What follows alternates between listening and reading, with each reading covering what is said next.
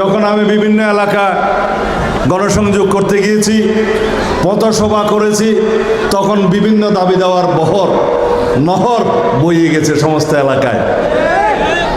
কারণ তারা জানে কাকে দিয়ে উন্নয়ন হবে, সেজন্য আর আলাদা করে আমাকে কোনো উন্নয়নের ফিরিস্তি এখানে দেয় নাই। কিন্তু আমি কিছু কথা বলতে চাই, যা আপনারা সবাইকে জানিয়ে দিবেন। ইনশাআল্লাহ আগামী 12 তারিখ সুষ্ঠুভাবে নির্বাচন সম্পন্ন হবে। সারা বাংলাদেশের মানুষ বিশ্বাস করে বাংলাদেশ জাতীয়তাবাদী দলের সরকার প্রতিষ্ঠা হবে ইনশাআল্লাহ। 13 তারিখ থেকে এই দেশের উন্নয়ন শুরু হবে ইনশাআল্লাহ। সুশাসন প্রতিষ্ঠা হবে। দীর্ঘ আন্দোলন সংগ্রাম, ত্যাগ তিতিক্ষা, রক্তের সাগর পাড়ি দিয়ে আমরা এই অধিকার আদায় করেছি। এই অধিকার প্রয়োগের মধ্য দিয়ে বাংলাদেশের ইতিহাসের বাঁক পরিবর্তন হবে।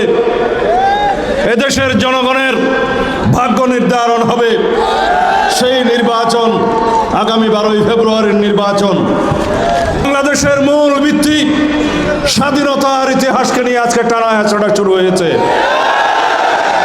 বাংলাদেশ জাতীয়তাবাদী দল স্বাধীনতার পক্ষের দল, মুক্তিযুদ্ধের পক্ষের দল, স্বাধীনতার ঘোষকের দল। বীরত্বের সঙ্গে লড়াই সংগ্রাম করতে করতে এদেশে বারবার স্বাধীনতাকে রক্ষা করার দল, গণতন্ত্রকে সুপ্রতিষ্ঠিত করার, পুনরুদ্ধার করার দল। এই আমাদের স্বাধীনতার ইতিহাস, গণতান্ত্রিক সংগ্রামের ইতিহাস। শহীদ রাষ্ট্রপতি জিয়াউর রহমান এদেশের স্বাধীনতা ঘোষণা দিয়ে, স্বাধীনতার জন্য যুদ্ধ করে স্বাধীনতা অর্জন করে ব্যারাকে ফিরে গিয়েছিলেন। 1975 সালে স্বাধীনতা রক্ষিত হলে এদেশের সিপাহী জনতা তার নেতৃত্বে এই দেশের স্বাধীনতাকে আবার রক্ষা করেছেন। পরাধীনতার কবল থেকে বাংলাদেশ রক্ষা পেল। যারা অন্যায় আচরণ করেছে, বিভিন্নভাবে বিভিন্ন রাজনৈতিক দলের নেতাকর্মীরা সমস্ত প্রপাগান্ডা সব আমাদের উপর দিয়েছে। আমি শুধু এই হুঁশিয়ার বাণী উচ্চারণ করতে চাই, যারা বিগত 1-1.5 বছরে আমাদের দলের ব্যানারেও নেতাকর্মীদের পরিচয়ে জনগণের উপরে যদি কোনো রকমের অন্যায় আচরণ করে থাকেন, 13 তারিখ থেকে তাদের বিচার শুরু হবে ইনশাআল্লাহ। বাংলাদেশের মূল ভিত্তি স্বাধীনতার ইতিহাসকে নিয়ে আজকে টানাহেঁচড়া শুরু হয়েছে। কারা বলছে? যারা এই দেশের স্বাধীনতাতে বিশ্বাস করে নেই, যারা মুক্তিযুদ্ধের বিরোধিতা করেছে, মুক্তিযোদ্ধাদের হত্যা করেছে, আমার মা বোনদেরকে পাক হানাদার বাহিনীর কাছে তুলে দিয়েছে, তারা আজকে মুক্তিযুদ্ধের ইতিহাস বলে, বিকৃত ইতিহাস বলে, স্বাধীনতার ঘোষককে নিয়ে কথা বলে, একজন মুক্তিযোদ্ধাকে ভাড়া নিয়ে তারা বলে তাদেরও একজন মুক্তিযোদ্ধা আছে। আমাদের দুর্ভাগ্য, এই জাতির দুর্ভাগ্য, এদেশের মুক্তিযোদ্ধাদের দুর্ভাগ্য, আমরা স্বাধীনতা বিরোধীদের মুখে মুক্তিযোদ্ধাদের বয়ান শুনছি, মুক্তিযুদ্ধের কাহিনী শুনছি। শহীদ রাষ্ট্রপতি জিয়াউর রহমানের হাত ধরে এদেশের উন্নয়ন শুরু হয়েছে। সেই উন্নয়ন, অগ্রগতি, সমৃদ্ধি অব্যাহত রেখেছিলেন দেশনেত্রী বেগম খালেদা জিয়া। শহীদ জিয়ার পরে, শাহাদাত বরণের পরে এদেশে সামরিক স্বৈরাচারের উৎপত্তি হলে দীর্ঘ 9 বছর গণতান্ত্রিক সংগ্রাম করে আমার নেত্রী আপসহীন দেশনেত্রী খেতাব নিয়ে গণতন্ত্রকে অবমুক্ত করলেন। 1991 সালের সরকারে এদেশে সংসদীয় পদ্ধতির সরকার ব্যবস্থা চালু হলো। 1996 সালে আমরা দেশনেত্রী বেগম খালেদা জিয়ার নেতৃত্বে তত্ত্বাবধায়ক সরকার পদ্ধতি চালু করলাম।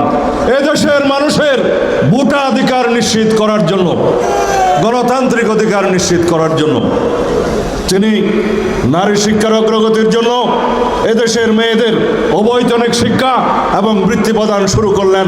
নারীর অগ্রগতি হলো, নারীদের অগ্রগতি আজকে লক্ষণীয়। তারা প্রতিষ্ঠিত হলো রাষ্ট্রের এবং সমাজের বিভিন্ন ক্ষেত্রে।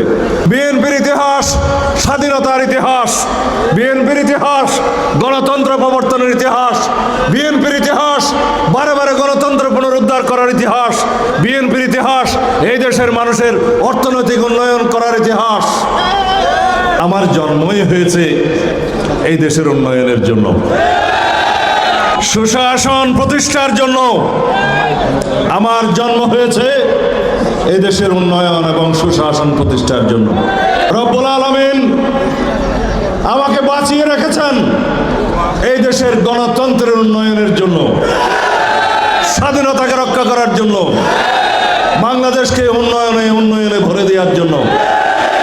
দায়িত্ব অনেক বেশি। আমি বেঁচে থাকার কথা ছিল না, আমাকে গুম করা হয়েছিল হত্যা করার উদ্দেশ্যে। আপনারা মোনাজাত করেছেন রব্বুল আলামিনের দরবারে, রব্বুল আলামিন আপনাদের দোয়া শুনেছেন, মোনাজাত শুনেছেন। তিনি আমাকে জীবিত রেখেছেন, নতুন জীবন দান করেছেন। আমার এই জীবন, এই বর্ধিত হায়াত এই দেশের মানুষের সেবা করার জন্য, এই দেশের গণতন্ত্রকে একটি শক্তিশালী ভিত্তি দেওয়ার জন্য, এদেশের সাংবিধানিক সংস্কার করার জন্য। যেই স্বপ্ন নিয়ে আমাদের সন্তানরা রাজপথে রক্ত দিয়েছে, শহীদ হয়েছে, জনমানুষের প্রত্যাশা আকাঙ্ক্ষা বাস্তবায়নের জন্য। আমরা সেই বাংলাদেশ সৃজন করতে চাই, সেই গণতান্ত্রিক রাষ্ট্র সৃজন করতে চাই, যেই রাষ্ট্রে ভোটাধিকারের জন্য, বৈষম্যহীন সমাজ ব্যবস্থার জন্য, গণতান্ত্রিক অধিকারের জন্য আমাদের কোনো সন্তানকে আর জীবন দিতে হবে না। যদি সেরকম একটি সুশাসনের রাষ্ট্র চান, বৈষম্যহীন মানবিক মর্যাদার সাম্যের রাষ্ট্র চান, তাহলে আগামী 12 তারিখ ধানের শীষে একটা ভোট দিতে হবে ইনশাআল্লাহ।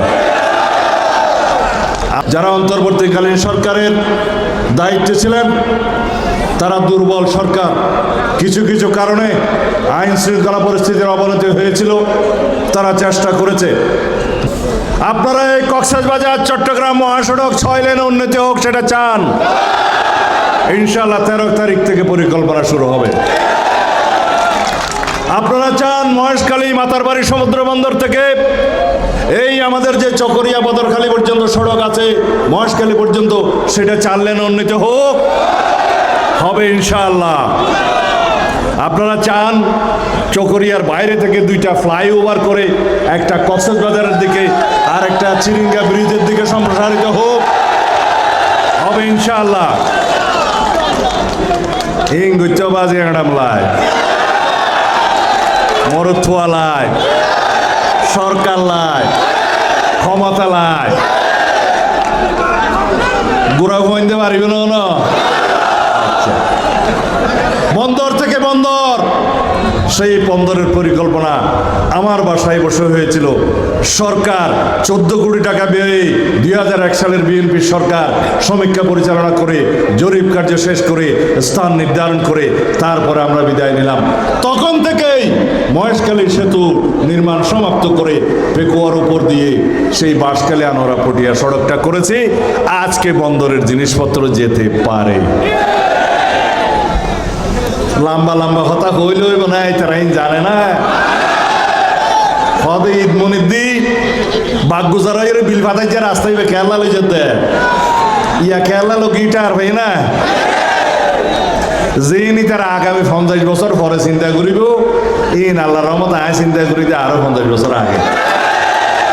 ব্রিজ বেকুম মঞ্জুর, যে দুম ব্রিজ গজিয়া বাজি আর হাত দিশার ব্রিজ এ দেশত বোমবিলসরি হইতে বদরখালী পর্যন্ত, কুড়াখালী হইতে রাজাখালী পর্যন্ত যেদম ব্রিজ গজি গনিয়ে আইজ 7 দিলে আইব, ওটা গনি আইব দে কথা কইল হইব না।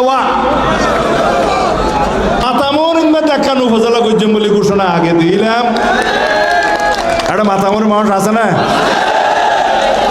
নাই? আল্লাহ মাতামরি উপজেলা চাহানে এখন গইতের কোথায়